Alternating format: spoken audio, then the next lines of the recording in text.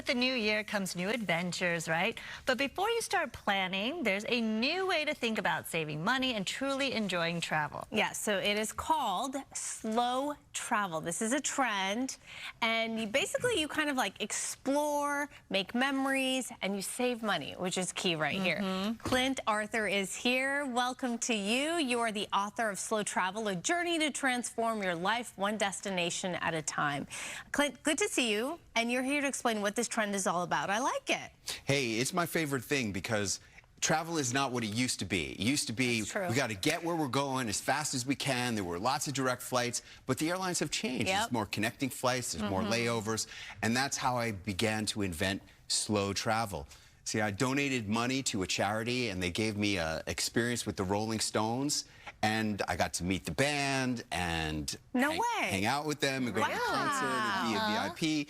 And the problem was I had to get back from Amsterdam to Los Angeles, and the direct flight was $9,000 for 2 coach seats for me and my wife. And I was like, that's not a smart way to blow $9 grand.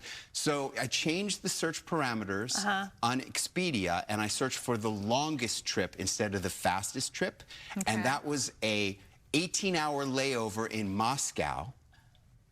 18 hours in Moscow. Yeah. Wow. So here you're looking at it, right? Well, this is kind of an example. These are recent searches, okay? These are recent searches that I've done. Okay, wait, go back to your story. So what happened? So my wife and I, we got to go see the Kremlin and get these beautiful pictures with the mushroom cap church in the background, and we went to an amazing dinner. And if you ask her what was the best part of the whole trip, she would say to the Rolling layover. Stones, it was the one night in Moscow. That was the beginning of slow travel. The question is, like, how easy is it to go in and out of the airport, though, you know? So. Well, we had to get a visa. See? And, you know, there was things we had to do, but that also developed other strengths. So so the big takeaway is to really value the experience rather than the destination, right? Yeah, you have to enjoy the journey. Okay.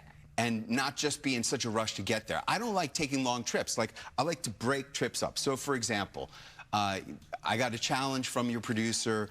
I want to go to Rome. Okay. Okay? So it's $708 to go to Rome on Delta, but if you go on Iberia, you can get one night stopover in Barcelona for 23 hours in Barcelona, and then you get to experience Barcelona and save money.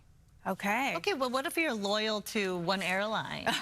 Or one hotel. How good are they to you, Sandra? Yeah. Okay, well, that you got to be flexible. I've been very loyal to Starwood, which has become Marriott, and that got me into staying in one place at a time. So my wife and I spent a month at the Royal Hawaiian Hotel, and we became little mini celebrities there. We got invited to the manager's special parties. I met John Travolta there. And there's advantages to that. And then when COVID hit, we spent 4.5 months at our new vacation spot, which was Acapulco, Mexico. Wow. And now we own 2 vacation villas in Acapulco, Mexico. Look at you. We got to hang out with you. Okay, what about Amsterdam? Let's give an example of Amsterdam. Okay. Well, if you want to go to Amsterdam, LA to Amsterdam. LA to Amsterdam is $496 direct on KLM. Right. But if you stop off in Barcelona, it's only $388. So again, you get that night in Barcelona, which is one of the favorite travel destinations in Europe. I was just there over Thanksgiving. Did you have fun? It's great. It's a great food, place. The people. Yes, everything. So that's a free bonus just by spending a night in Amsterdam. So you get that as a bonus. Never been to Amsterdam, so maybe this is a good itinerary for me. Yeah. That's really great. So talk a little bit about your book. It's filled with lots of insider tips, right? That you're offering some apps that can really make the travel experience smoother and more affordable, which is the key. Yeah, and my favorite part about it comes from my experience here in LA. See, when I was after I graduated from the Wharton Business School, I chased the Hollywood dream for 13 years, which made me a taxi driver in Los Angeles for many, many years. And I lived on a little boat in Marina del Rey, and when you sail on a boat, single-handedly, like to go to the Channel Islands, it would be 12 hours, and that's a long trip. So you have what's called a waypoint. So I would stop in Malibu and anchor in Malibu for a couple days before going to the Channel Islands. Well, that's one of the things that's so great. So, for example, when my wife and I were in Prague, Czechoslovakia, and we had to get back to the United States, it was going to be 11 hours on a plane. And I hate spending 11 hours straight on a plane. So I picked a waypoint. of Dublin, Ireland.